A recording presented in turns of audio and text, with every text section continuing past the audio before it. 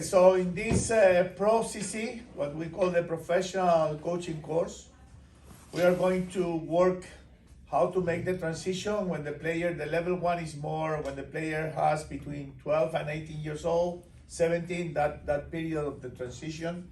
And now we are going to push the player up. And now the player has two options, the college option or the professional option. Or you can combine both. Because as we show the level one, normally now the players are arriving the top 100 at the men's with average age of 25 and in the girls of 23.5. So the people have time to do the pathway. And this level, if the player have problems in one of the pillars, can be technical, tactical, or physical and mental, is much more difficult to change something. So if you have the player like today we saw in this sack, and he must to change something, that is the age. When the player is 13, 14, it's much more easy. When the player is 17 or 18, it must be a lot of commitment of the player in order to make that happen. But if you have a player like, for example, Nadal start using the slice on the backhand when he was 22, but he has a lot of discipline and hard work, and with that he did it. But it's not easy. I mean, you need to make sure to stop and focus and train and do it properly in order to improve. And not so many players understand that. So because it's very difficult to tell a player you need to stop because you need to go, and we need at least to have 4 weeks or 3 weeks or 5 weeks in order to improve this. And that is why we have all these pre-sessions. So, for example, this lady Fernanda is working on a split. I mean, she's working in this position because maybe he has, before she goes to Australia, he has 6-8 weeks to work hard in the physical and to make some adjustments in the technical or in the tactical way in order to keep growing. Remember that if you don't grow, I think if you want to be a top professional player, in order to maintain your level, you need to improve something every year, just to maintain one. If you don't improve, somebody is going to pass you. So you don't decrease your level, but somebody increased their own, and they're going to pass you. So even the top ones, they need to adjust things in the games in order to be more complete. And at the end, that is why, from my point of view, Djokovic, Nadal, Federer, all these players really grow every single year and improve a lot. And Nadal now is playing in a very good level at the hard courts. I mean, he's especially in clay, but he can play really good at the hard, or vice versa. Djokovic was a hardcore player, but now beat him in a clay. It's not easy. He just improved the things that he can be competitive there. So what do you think are the requirements at this level? We are talking about a kid or junior who is now 17, 18, and they need to go to the next level. What do you think he needs in terms of the technical pillar? What do you think? What is your picture in your mind? What are the tools that the players need to go to the next level in the technical pillar? Serve, solid serve, strong return. So first and second serve. Yes. Not only the first one. So the second serve must be really good. And the first one. So if you got the ability to serve over 200 kilometers per hour, you are safe. If not, you must compensate with the return. Right. So second serve here is critical. What about ground strokes? You gotta be solid on both sides. Both sides. You don't have a weapon. Men's and women's today on the Pro Tour, hits the ball here and here in the same level, very close. Next, new generation team, Zverev, Tsitsipas, all these ones, both sides. 20 years ago, only with one side, you can do it. Now, very difficult. And the same in the girl. The guys play both sides. So, how many supports we will need? At least 2 good ones. You need to compensate. For example, this player needs to compensate the back foot, both sides, because if not, if he's going to Europe, he's going to Come back home early. he's going to surf a lot over there. Also, it's important to try to develop a weapon, not just be solid on both sides, right?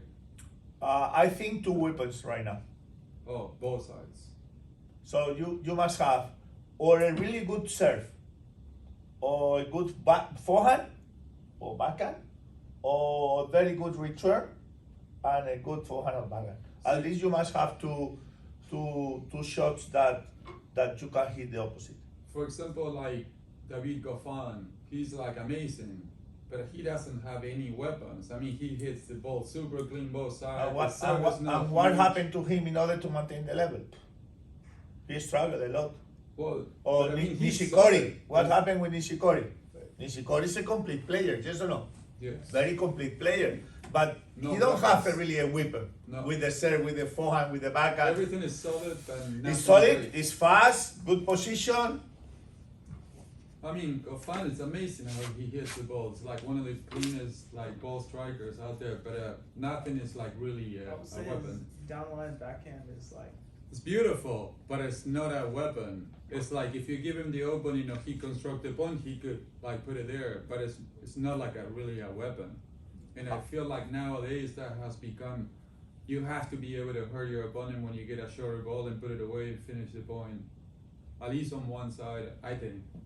At the pro level. How do you think from now 10 years ago, how many points finish at the net in the Pro Tour compared to today's? I Do feel you like think less or more? less people don't Less. come to the So net.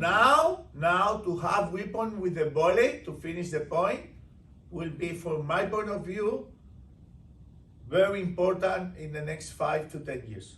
Sure. You need to be able to close the point at the net. So if you don't have the weapon with the volley, you are going to struggle. And that is why here the philosophy is to develop all the areas of the court with all these drills, to give the kids all the opportunities. And if they have that opportunities, when they arrive to this level, we have more chances as coaches. For example, it was a big difference between the shock volleys and the other one. Yes or no? Yes. So if we wouldn't work of that, this player will be struggle at any time because he don't know how to move the ball with the ball. And he's paying a lot of coaching sessions for sure.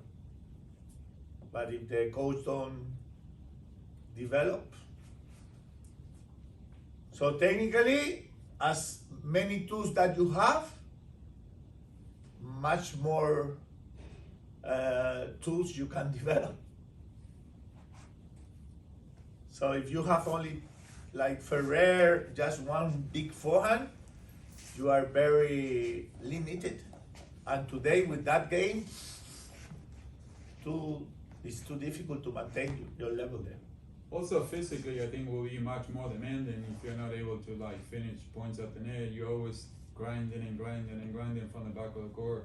Like at the end of the year, like your body probably is a lot more beat up than somebody that's able to finish points quicker. But that's the big difference between, for example, Nadal or Djokovic. Djokovic can win a match only with the serve and the return. With those two things, he can win a match. Nadal, if he cannot move, he's out of business. With the serve and with the return, he cannot win a match. But Federer can do it, or Djokovic can do it, or Murray can do it, or Zverev can do it. But Nadal, Alcaraz can do it. Alcaraz is a guy that, from my point of view, he will be there so many years because he has all the tools. He can serve and volley, return and volley, he can stay on the back. He has all the tools to adapt to different surfaces, like this. And he is working like a bull physically. He's 19 years old, and if you see the body in the locker rooms, he's an athletic body. He was on the cover of the Men's Health magazine, and from one season to another, he turned into like a beast. It was like incredible. Yeah, How because stronger he got. they are thinking in the next 5 years how will be the tennis, and if you want to maintain your number one position, you must be ready for that.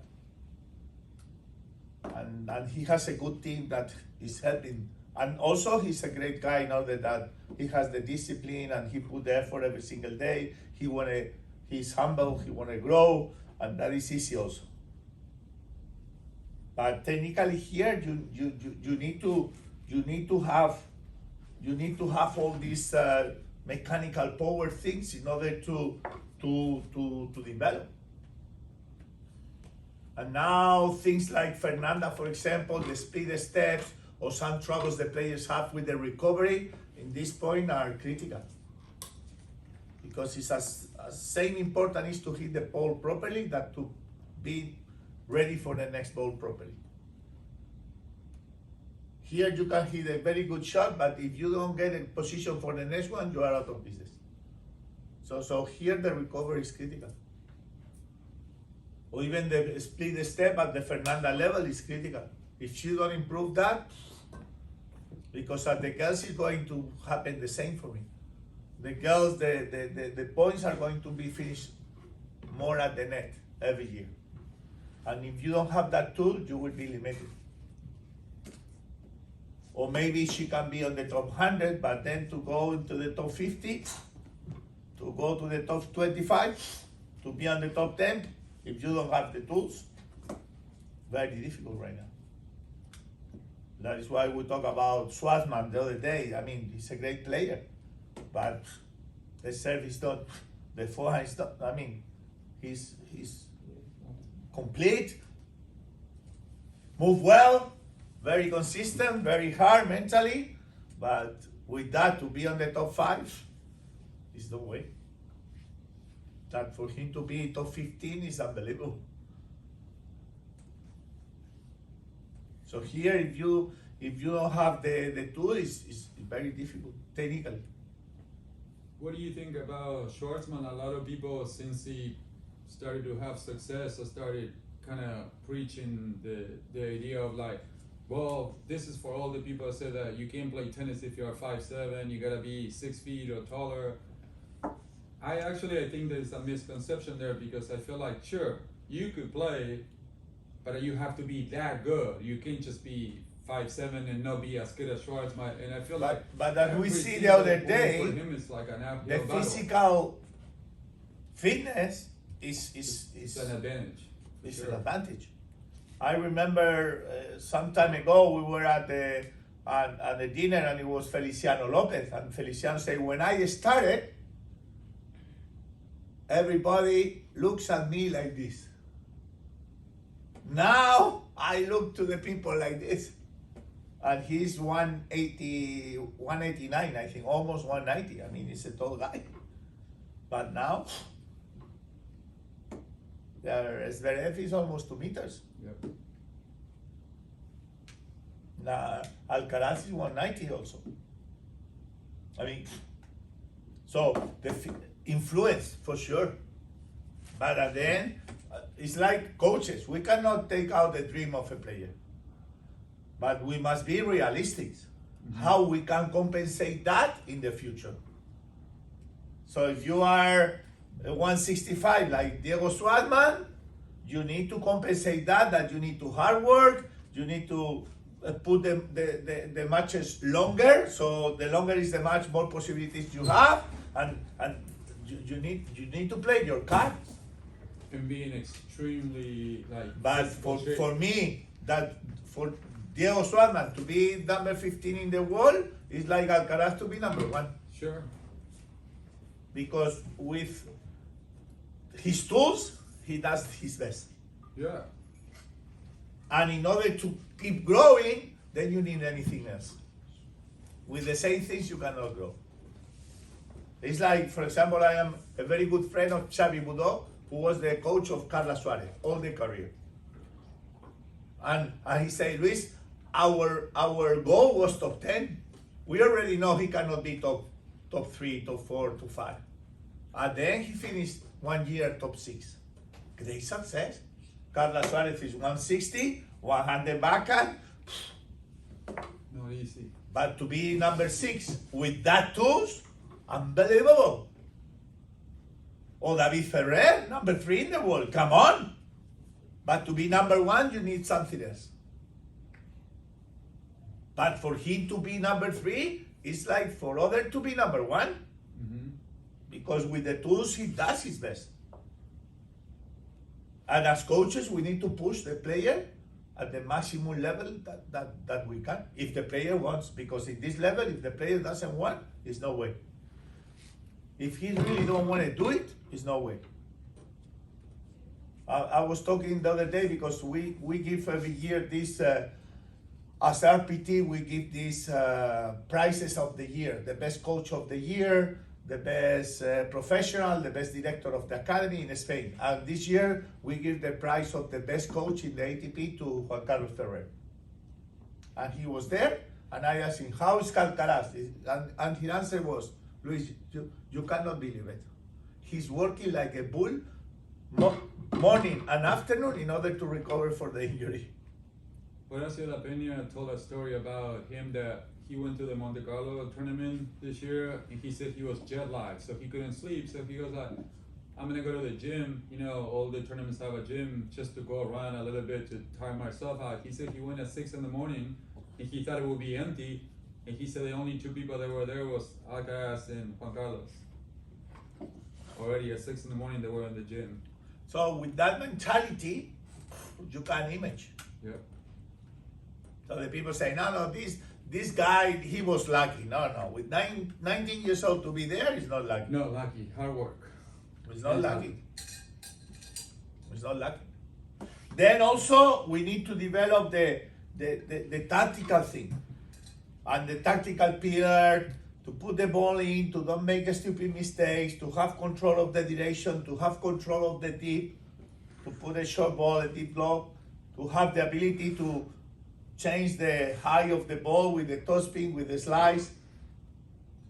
I mean, if the player don't have that, he's limited. Then, the player needs to understand which are the tools that I have to defend, which are the tools that I have to attack, and which are the tools that I have when I am in a neutral situation. Can I change this, the path of the direction of the ball from here in the same way from here? Or I need to make an inside out from here because my backhand is not as well as my forehand. I need to understand if in the middle of the court I can attack with my forehand in the same way that with my backhand, or I can attack only with my forehand. I need to have an idea to develop that. And also to put order in a plan. In Spain, more or less, we play by series of 2 shots, tactically. I don't know if you know this, but let's make a game. You got a paper over there? Yeah. Let me give you a paper. That one. Okay. From the last test that I failed. Okay. So let's make a game all together. Okay? So let's put all the scores in one game, in the same order, everybody. Okay? Opa. Oh. Good. So we have 0-0, right? We have love 15. We have 15 love. And we have 15 all. Okay, just put it in your paper in the same order. Okay? So these are all combinations with the 15. Okay, 0-0, love 15, 15 love, 15 all. Right? Okay, with the 30, we go love 30, we go 30 love, we go 15-30, we go 30-15, then we go 30 all you. 30 all. And then we go, that's it. 30, 40? No, that's with the 40. Okay. So with the 40, we got love 40. We got 40 love. 15, 40. 40, 15. 30, 40. 40, 30. And then use 40 all. Okay? And then we got advantage to the serve and advantage to the return. That's all.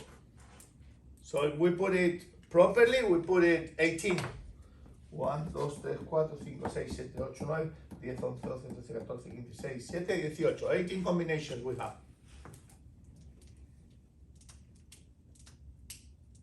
Okay? So let's play this game. So now you are serving. Okay? All of you are serving this game against me. I am in the return. Okay? You are serving, I am in the return. So I want you to tell me in how many of these situations, if you lose 2 points in a row, I don't make the game directly, or I don't put myself to 1 point to make the game. ¿Ok? So, en estas 18 combinaciones, si tú pierdes 2 puntos, ¿cuántas hay que yo ni te pueda ganar el juego directamente, ni me pongo a 1 punto de ganarte el juego? Do you understand? Make a sign. I'll give you 1 minute. Come on, make a sign. How many are? That losing 2 points in a row, I didn't make the game directly or put myself to 1 point to win the game. 0-0. If you lose 2 points in a row, will be love 30. Yep. You are safe here. 1. Nothing happened. I don't put myself 1 point to win the game. I don't win the game directly. Love 15. What happened if you lose 2 points? That will be love 40. Yep. I put myself, no, this is not good. Because with 1 more point, I win the game. 15 love. What happened? If you lose 2 points, will be 15-30. 15-30. Nothing happened. You are safe. 15 all. You lose 2 points. 15-40. 15-40. No good. Love 30. I make the game. 30 love. What happened? If you lose 2 points, 30 all. Nothing happened. Another one. 15-30. What happened? I make the game. Yeah. 30-15 will be 30-40. No good. 30 all. I make the game. Yep. Love 40. I make the game. 40 love will be 40-30. You are safe. 15-40. I make the game. 40-15.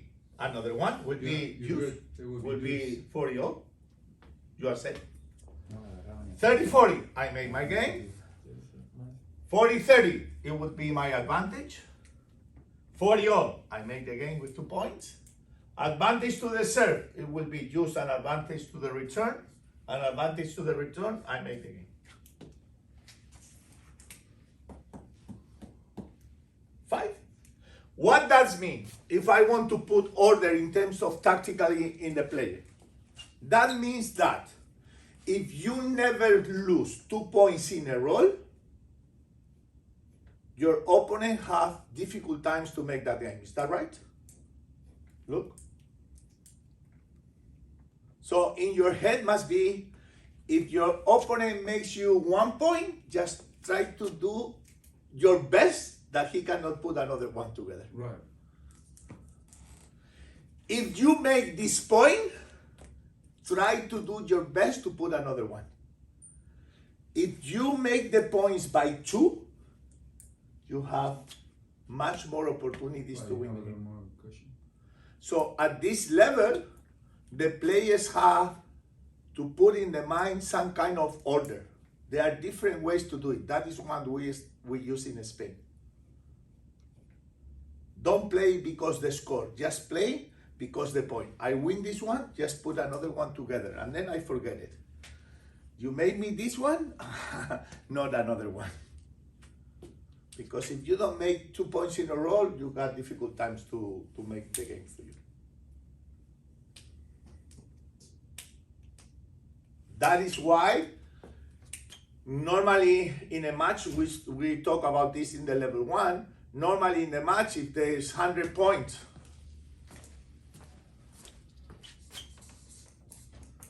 and maybe he make 55, and I make 45, maybe he can beat me. It's not normal, but he can beat me. But sometimes I can beat him because I have more series by 2. Winning less points than the opponent. When you see a match that one player won the match with less total points won, look at the series. Here is the difference. Because normally if the match is 100 points and you win 55, you win. That's normal. But there are some exceptions because we have tie breaks and this kind of thing. So if you like it, this, use it, but if not, just try to put some order in the mind of the players to develop the pattern tactically. Because normal at this level, the coach is there in the corner, always. But they need to think by their own. And they must to have order in the mind in order how they play. Tactically, we are talking. So in Spain, we call this by 2. Play by 2. And make series by 2. And then forget it. And another series. And then forget it. So it's easy to maintain the concentration. I make this one, let's make another. And then forget it. You make me this one, I try to do the best that you don't make another one together. Because some people relax when they are 30 love or 40-15, they relax. No. Think about the point and to make the series. Don't relax because you are 40-0 and you have 3 opportunities. Okay? And then we need to have a pattern to play in this top of the pyramid, in the transition and the lead. If you don't have a pattern, it's no way to be there. You must have your way to do the things. And you need to work hard to try to do that as much time as possible during the match. So if I play against you and I do what I do well more times than you do what you do well, who is going to win normal the match? If we play the match and you do what you do well more time than I do what I do well, so you're going to win me. Normal. Yes or no? So the focus is the player needs to understand that he needs to set down a very clear picture about what I need to do when I serve or when I return, or what. Because the pattern is something that the player must understand. If the player doesn't understand the way, it's very difficult. And we need to create that. And what happened? As many tools the player have, more different patterns he can adapt. Because Alcaraz with the serve and volley can change the path of the match. But other players, like David Ferrer, is no way, he don't have that tool. But Alcaraz can introduce that at any moment to change the path and to change the rhythm. But Ferrer, no way. So part of our job is to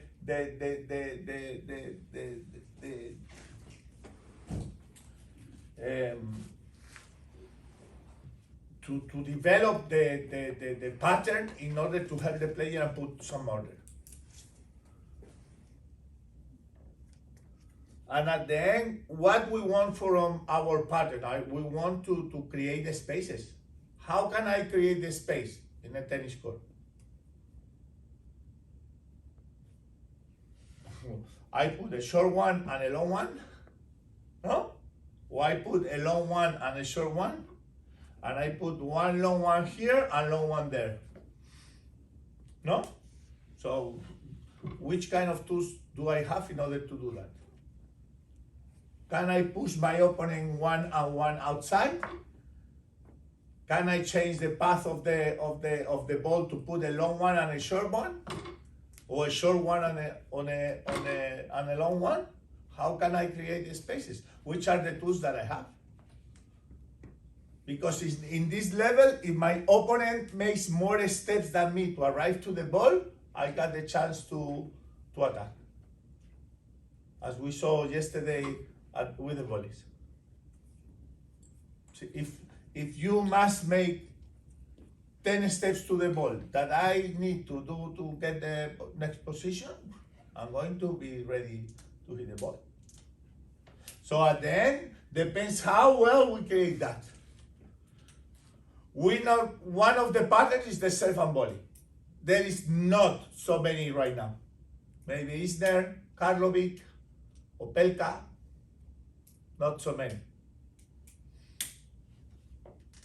Tyler Den, we have a long time ago Sampras, Philippoussis, you got there Stitch, Boris Becker, Edberg, McEnroe, Ruseski. In Spain, serve and volley, maybe Feliciano and maybe Granollers, who is the one who plays now doubles. We don't have so many of those. Very, very strong serve, first serve, very strong. 220, 230, 240. Very strong second serve. These guys only with the serve. If you play Isner against Isner, you know that he's going to win 90% of the service. In a bad day, yes, or no? So only with the serve, he can just make a break, only one. If you are David Ferrer, you cannot make the same damage with that. So they have a very strong serve, first serve, second serve, very strong volley, very aggressive level. They don't like long points. They will love short points. Finish. One serve and one more ball, or one return and one more ball. But there is not so many. There are more serve and a big forehand. That's the most common one now in the circuit. You have their generations like Federer, Sampras, Lendl, or the Spaniards that we have, Moya, Aguilera, Verdasco, very strong serve, up to 200 kilometers an hour, and then a big forehand.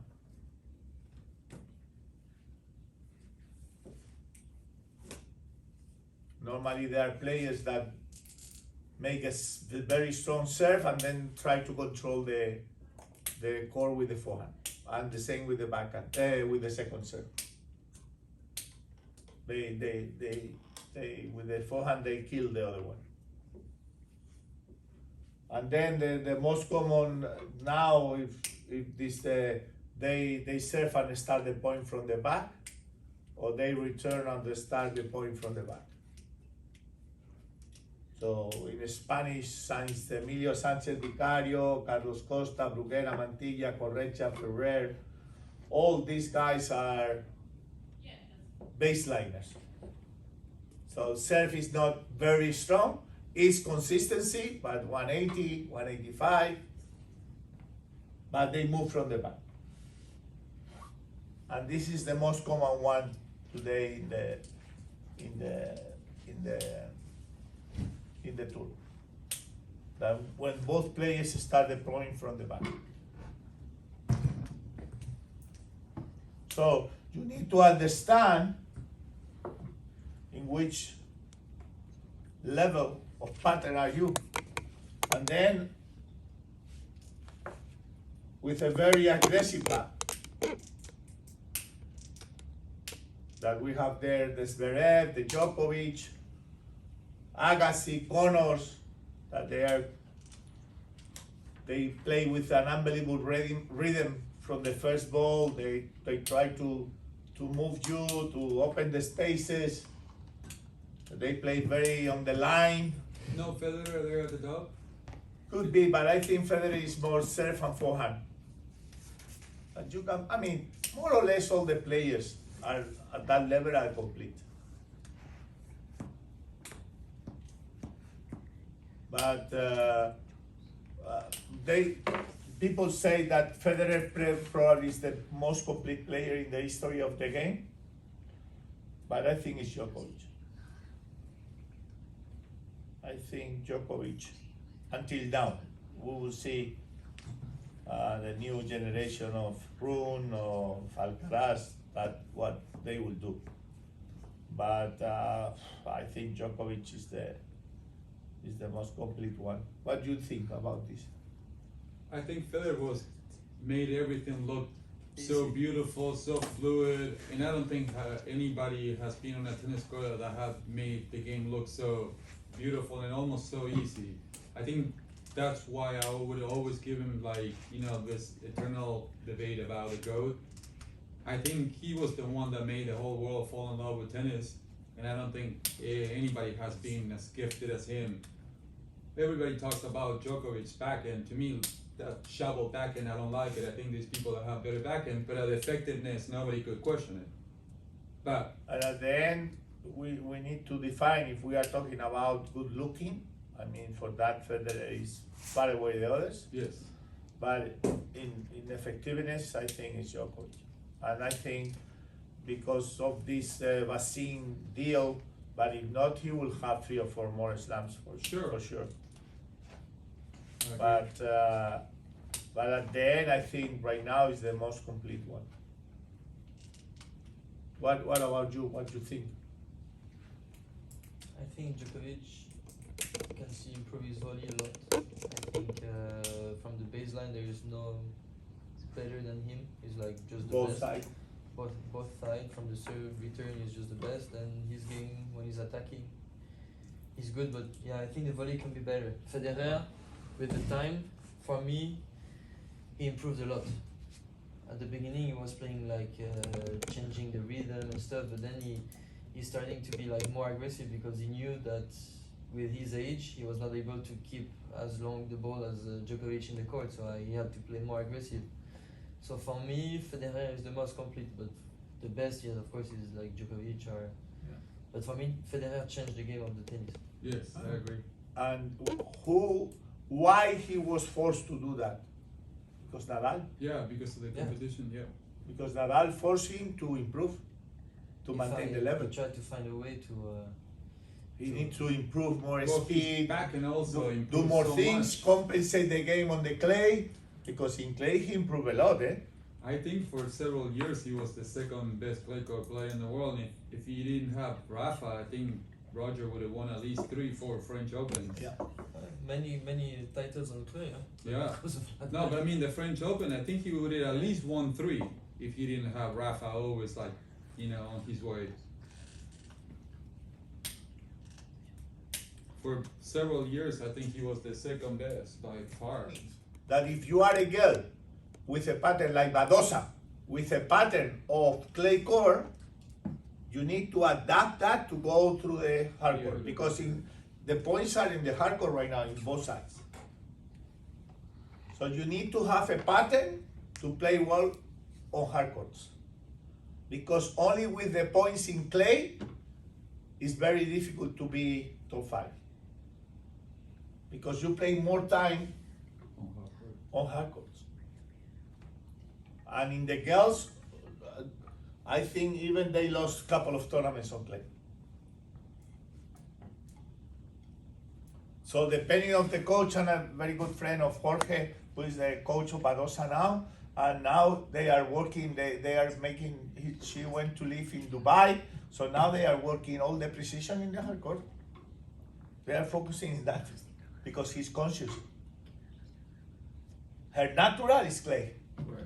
But if she wanna go there, and be again because she was number 2, but he was not consistency here, and the problems with her is in the environment.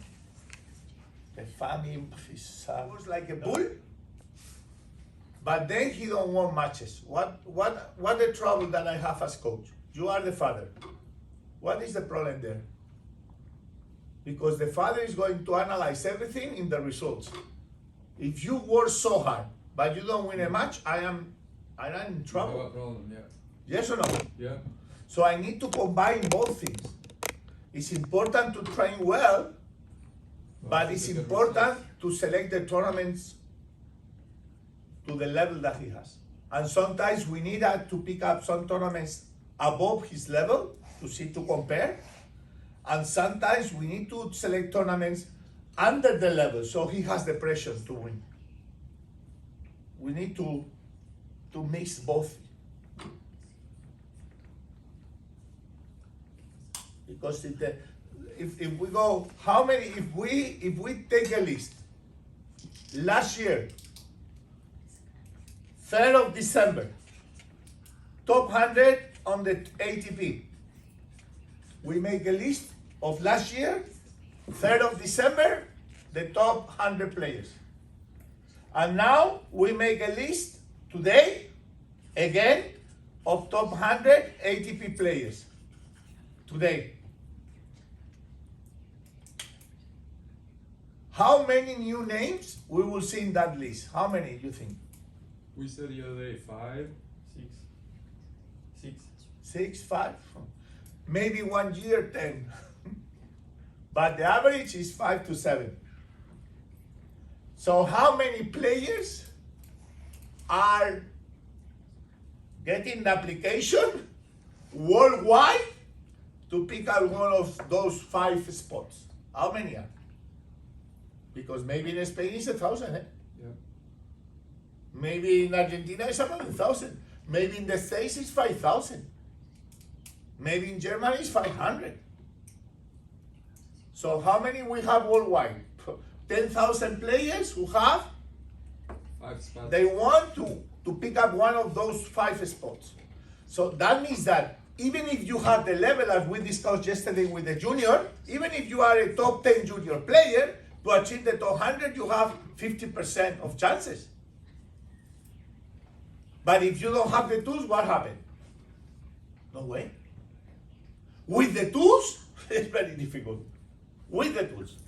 Without the tools, what happens? No chances. Very difficult. Because I want to be there, but I don't have the necessary tools to maintain there. And in order to make the pathway, we need to be very conscious about that.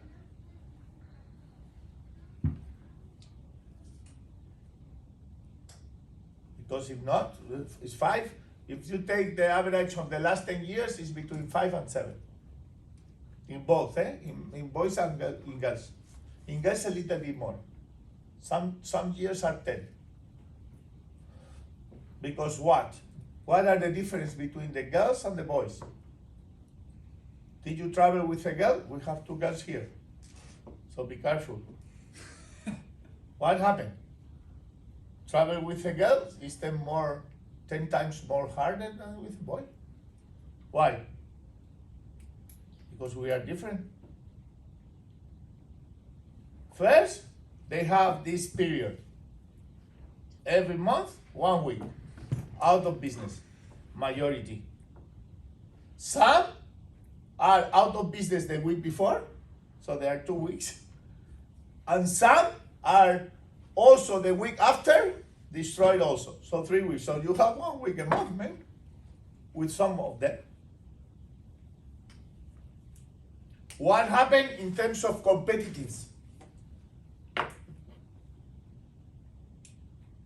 Boys can play a match there, they finish the match, and maybe they go and have lunch together.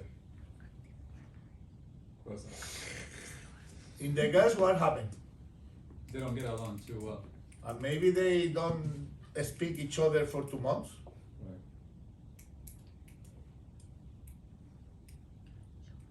So the emotion, what happened?